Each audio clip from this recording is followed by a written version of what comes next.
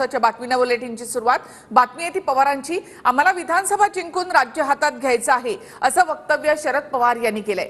शरद पवार दुष्काळ दौऱ्यावर आहेत आणि याच वेळी शेतकऱ्यांशी संवाद साधताना पवारांनी हे वक्तव्य केलं। आम्हाला राज्य हातात घ्यायचं आहे, तुम्ही सर्वांनी आम्हाला साथ द्यायला हवी असं आवाहन इंदापूरमध्ये शरद पवार यांनी शेतकऱ्यांना केलं आहे। मी आता गेल्या लोकांशी बोलू, पण ते काय लगेच होणार आहे। त्याला तुम्ही 4-6 महिने द्या। 4-6 महिन्यात मला सरकार बदलायचं। ते सरकार बदलल्याशिवाय आपल्याला पाहिजे त्याची गरज घेता येत नाही।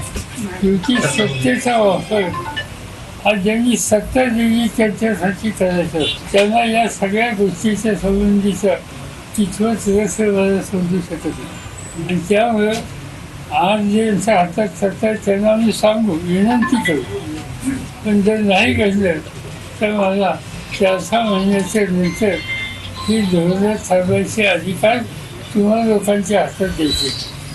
आणि कसं ठीक होत नाही बघ, आम्हाला विधानसभा जिंकायची, राज्य हातात घ्यायचं, त्याला तुमच्या सगळ्यांची साथ पाहिजे।